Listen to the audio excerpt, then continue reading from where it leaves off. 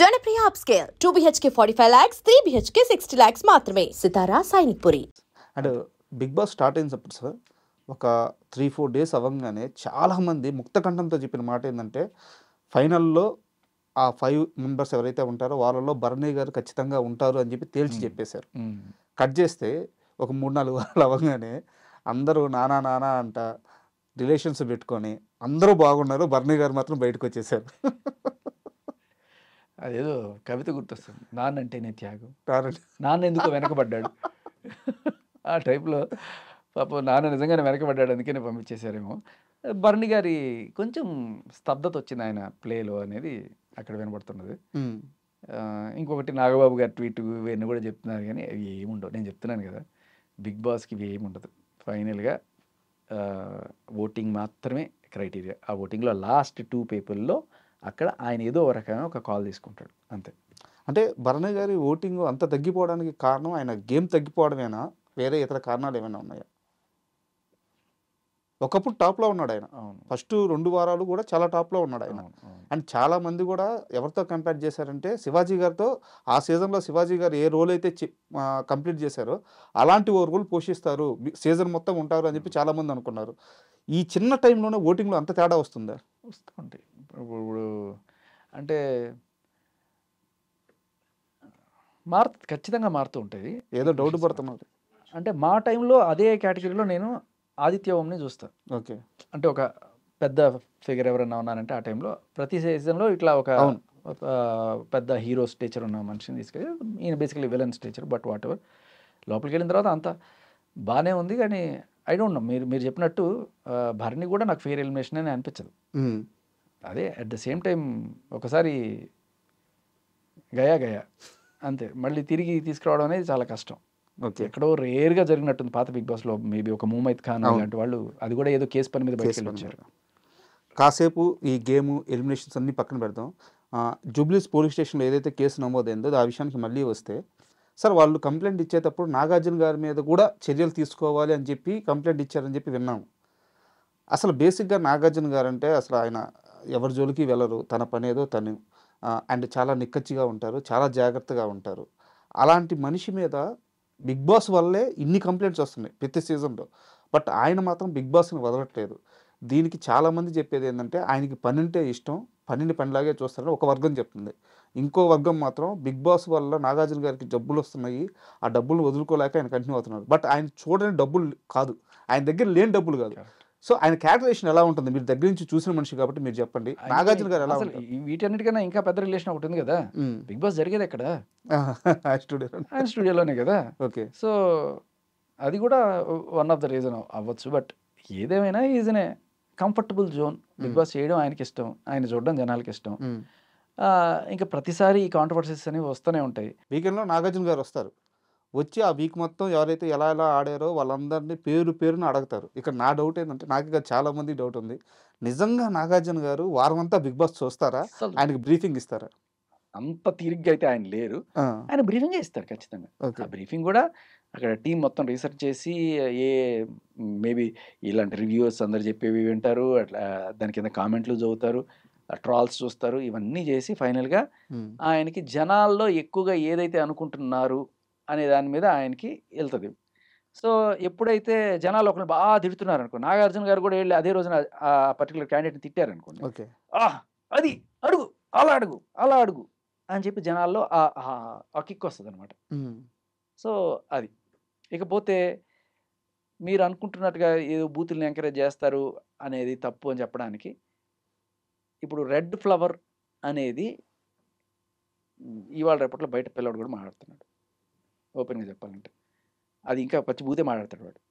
But ఆ కంటెక్స్ట్లో కూడా ఆ చిన్న విషయాన్ని కూడా బిగ్ బాస్ సీరియస్గా తీసుకుని నాగార్జున గారు దాన్ని తప్పుబట్టి తిట్టడం అనేది మనం చూసాం. ఆ రెడ్ ఫ్లవర్నే అబ్జెక్ట్ చేసిన వాళ్ళు చిన్న చిన్న విషయాలు లైక్ ఆడదానివే ఇట్లాంటివి వాటిని కూడా అబ్జెక్ట్ చేసి, ఒకసారి ఇప్పుడు మా టైంలో ఎఫ్ వర్డ్ వాడారని చెప్పి దానికి అంత చిన్న వాటిని కూడా పెద్ద కర్రతో కొడుతున్నారు అంటే మీకు ఏమర్థమవుతుంది? అక్కడ ఎక్కడైనా బూతులు వచ్చే ఛాన్స్ ఏమైనా ఉంటుందంటారా? ఇంపాసిబుల్. గేమ్లో అయితే బిగ్ బాస్కి బూతులు రావు, బిగ్ బాస్లో బూతులు ఒప్పుకోరు, ఇంపాసిబుల్. ఇక లవ్ ట్రాక్ కూడా మిగతా ఛానల్స్తో మిగతా షోస్తో కంపేర్ ఒక హిందీ బిగ్ బాస్ చూడండి, మరి దారుణంగా ఉంటుంది, లిటరలీ దారుణంగా ఉంటుంది. అక్కడ ఏం జరుగుతుందో బాబోయ్ అనిపిస్తుంది. అది అది 18+ కూడా కాదు, 25+ అనే చెప్పాల్సిన షో అనిపిస్తుంది. అక్కడ కొన్ని వీడియోలు షార్ట్స్లో వాటిల్లో కనిపిస్తుంటే చాలా జుగుప్సాకరంగా కూడా ఉంటాయి. ఎవర్రా మీరంతా అనిపిస్తుంది. అవును.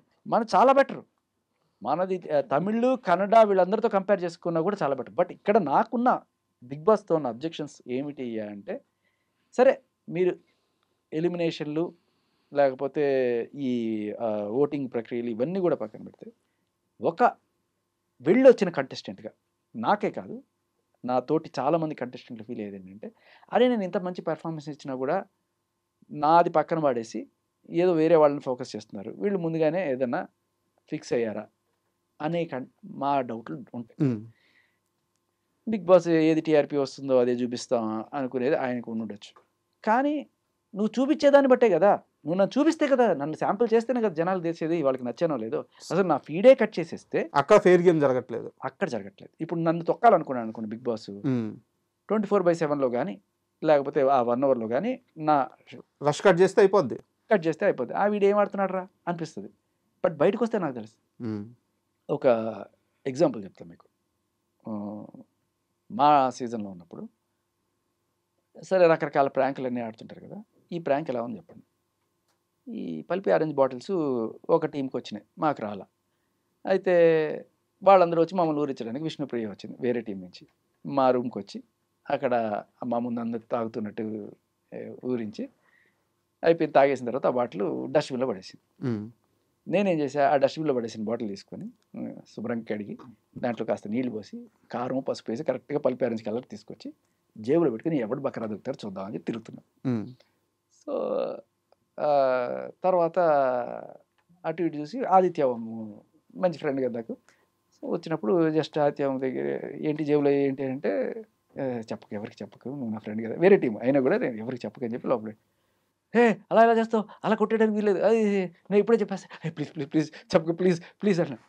లేదు లేదు నేను చెప్పేస్తాను చెప్పి అందరికి చెప్పేశాడు. అందరూ వచ్చేసారు. వచ్చేసిన తర్వాత బాటిల్ కొనుక్కున్నాడు, తాగితే జై అని కారం. సో ఇంత మంచి ఇది కట్ చేశారు. అదే మాకు ఎక్కడా కనిపించలేదు ఇది. నాకు బయటకు వచ్చిన తర్వాత నేను జోకులు 100 వెయ్యేసాను సరే అవి, but this is a practical thing కదా. ఎన్నో చిల్లర ప్రాంకులు ఉన్నాయి కదా, ఊరికే దొంగతనం చేయడం దాచిపెట్టడం కాకుండా దిస్ ఈజ్ సంథింగ్ కదా అనిపించింది. సో రాకపోయేసరికి మేబీ టార్గెట్ చేశారా, నన్ను పంపించేయాలని చెప్పి ఏమైనా చేశారా, ఇలాంటి డౌట్ ప్రతి ఒక్కరికి వస్తాయి. సో ఇక్కడ మనం ఏం చేయొచ్చు అంటే 24/7 కాకుండా ప్రతి ఒక్కడికి 24/7 ఇవ్వాలి.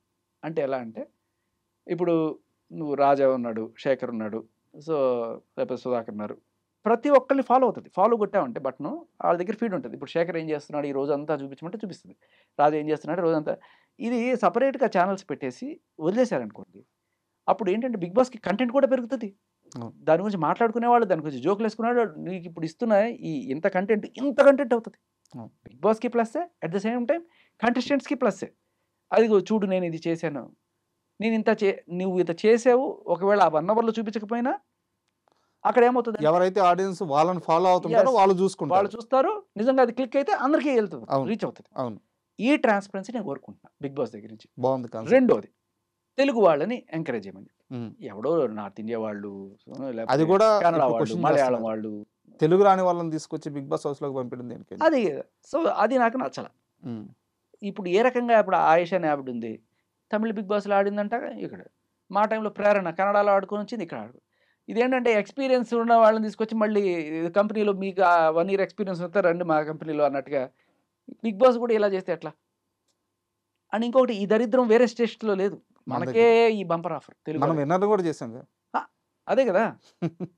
అక్కడ ఏంటంటే సరే వీళ్ళని ఒక కోణంలో, ఇప్పుడు ఒక చిన్న ఇది చెప్తా, రాజమౌళి గారి చలవ వల్ల మన తెలుగు ఇంటర్నేషనల్ అయిపోయింది. ఇప్పుడు ఈ కన్నడ వాడు, తమిళ వాళ్ళు, మలయాళం వాళ్ళు వీళ్ళందరూ కూడా తెలుగులో ఒక అవకాశం కోసం పడిగాపులు కాస్తుంటారు. మన వాళ్ళు వెళ్ళి బెంగళూరులో నేను ఒక కన్నడ సీరియల్లో నటించాలని ఎవ్వరు తెలుగు కూడా అనుకోడు, ఎందుకంటే మనకే పెద్ద ఇండస్ట్రీ ఉంది, మనం అక్కడ పోవాల్సిన కర్మ ఏంటి మనకి. అలాగే తమిళ్, సరే కొంతమంది తమిళకి వెళ్తారు కానీ ఎవడు, బట్ తమిళ నుంచి తెలుగు వచ్చే వాళ్ళు ఎక్కువ ఉంటారు. అలాగే ఈ మలయాళం అయినా సరే ఎవరికైనా Telugu is a big thing. వీళ్ళు ఇక్కడికి వస్తారు, అక్కడెక్కడి నుంచో వచ్చి తెలుగు నేర్చుకుంటారు, తెలుగు వాళ్ళతో మమేకం అవుతారు, చేస్తారు. మనళ్ళు అలా వెళ్ళరు కదా, అందుకని అక్కడ ఆపర్చునిటీస్ లేవు. అదొకటి. ఇంకొకటి ఏంటంటే వాళ్ళకి భాషాభిమానం కూడా చాలా ఎక్కువ. ఎంత అంటే ఇప్పుడు తమిళ్ వాళ్ళు తమిళ్లోనే మాట్లాడాలి, నువ్వు అక్కడ ఇంగ్లీష్ మాట్లాడి వేసుకుంటారు గట్టిగా. అసలు వాళ్ళు వాళ్ళ భాష వాళ్ళు కాకుండా వేరే వాళ్ళు కంటెస్టెంట్స్ వస్తే ఫస్ట్ వీక్లో పంపించేస్తారు. తమిళ్ కన్నడ వాళ్ళిద్దరికీ కూడా ఎంత అభిమానం అంటే భాష మీద అంత అభిమానం. మన వాళ్ళకి లేకపోవడం వల్ల వచ్చిన దౌర్భాగ్యం ఏంటంటే ఇలా అందరినీ ఎంకరేజ్ చేయడం. సో అట్లీస్ట్ మేబీ నెక్స్ట్ సీజన్స్లో నేను కోరుకునేది ఒక ట్రాన్స్పరెన్సీ, సెలక్షన్స్లో తెలుగు వాళ్ళు, అండ్ ఇది ఆటలో transparency. And for more videos, please subscribe to iDream. Please subscribe to iDream. Please subscribe iDream. And please subscribe to iDream. For more videos, subscribe to iDream. please like, share and subscribe to the channel. Congratulations, iDream. Subscribe to iDream. Subscribe to iDream. So subscribe to iDream Media. iDream team andarki huge congratulations. Please subscribe iDream Media. Please subscribe to iDream.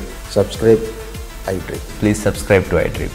iDream అంటే నా కళల ఛానల్ను subscribe చేసుకున్న నోరు తిరుగుతలేదు, మీరైతే గంట గుర్తు కొట్టండి. For more such videos, please subscribe to iDream.